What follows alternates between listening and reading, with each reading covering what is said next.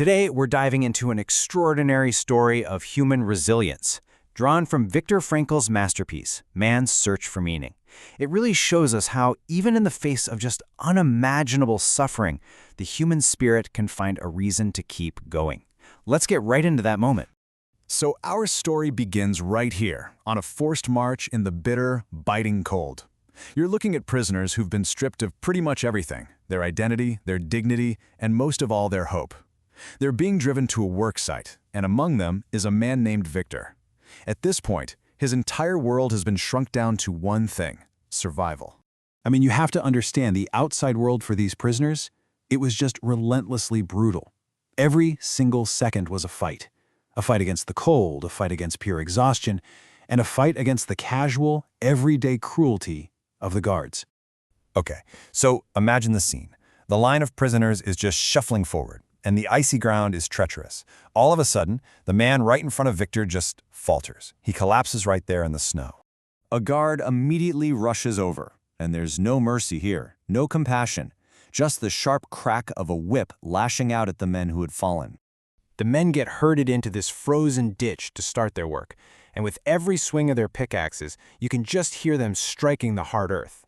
That sharp sound kind of echoed how brittle and fragile their own bodies felt. And with each blow, these little sparks would fly up into the dim morning light.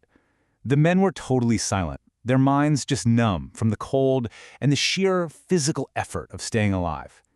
This was the rhythm of their entire existence. But here's the thing. Right in the middle of this completely dehumanizing routine, Frankl's mind made this incredible escape.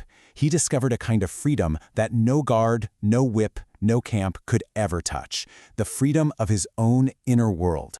So the real question is, how, right? How did his mind manage to break free from the horror of that frozen ditch? Well, the answer wasn't anywhere in his surroundings. It was found deep inside himself. He found his escape in the most powerful place he could possibly think of: the image of his beloved wife. He just started thinking of her, seeing her face in his mind's eye with this unbelievable clarity. What's really remarkable is how real this all was for him. This wasn't just, a fond memory. It felt like a living, breathing conversation. He would ask her questions, and he could literally hear her answers. She'd question him, and he'd reply. His mind had built a sanctuary.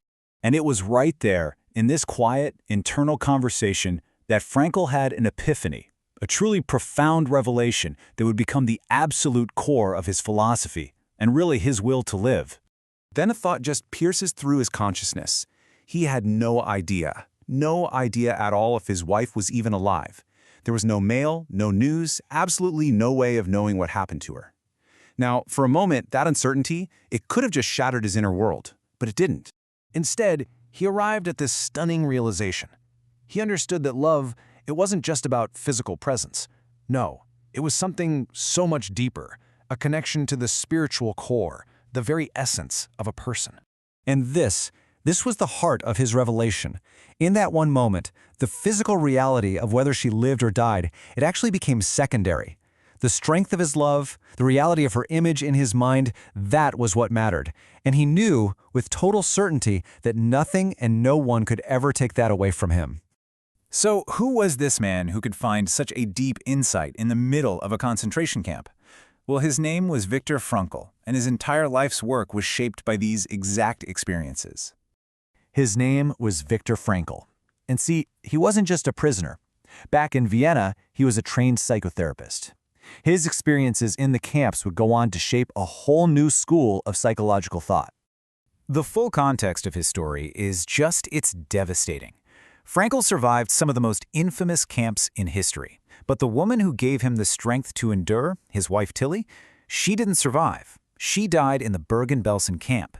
And knowing that, it just transforms his discovery from a philosophical idea into this powerful, heartbreaking testament to the human spirit's ability to find meaning even in the absolute deepest loss. Frankl ended this passage with a quote that just perfectly captures his revelation. Love is as strong as death. It's such a profound reminder that even when everything is taken away from us, the meaning we find in love, that can endure. His story really forces us to ask not just how we can survive our own hardships, but what it is that makes that survival meaningful in the first place.